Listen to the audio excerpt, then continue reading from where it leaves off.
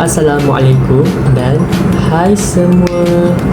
Nama saya F-A-D-Z-L-I Fazli, A-D-H-A Adha. Nama isyarat saya Fazli. Hari ini saya nak cerita tentang sang tikus dan sang singa. Pada satu hari, sang tikus berjalan di dalam hutan. Sang tikus melihat sang singa sedang tidur. Sang tikus bermain atas badan sang singa itu dengan perasaan gembira. Tiba-tiba sang singa itu bangun dengan perasaan marah. Sang tikus takutan. Kemudian sang singa menangkap sang tikus itu untuk dimakan.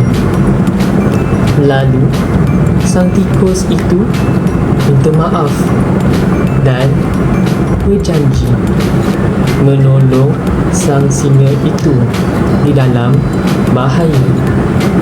Sang singa itu memaafkan dan melepaskan sang tikus itu. Keesokan hari, sang singa ditangkap oleh pemburu. Sang singa itu pun meraung minta tolong. Kemudian sang tikus terdengar ngauman sang singa meminta pertolongan. Lalu sang tikus itu pun pergi selamatkan sang singa itu. Sang singa merayu kepada sang tikus itu untuk membantu membebaskan sang singa itu. Lalu sang tikus itu pun membantu untuk membebaskan dia. Kemudian sang singa dan sang tikus itu berlari ke tempat yang selamat.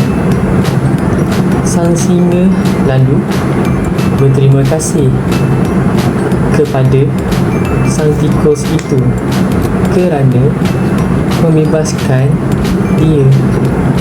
Sang singa dan sang tikus itu berkawan rapat. Itu saja dari saya. Terima kasih. Bye.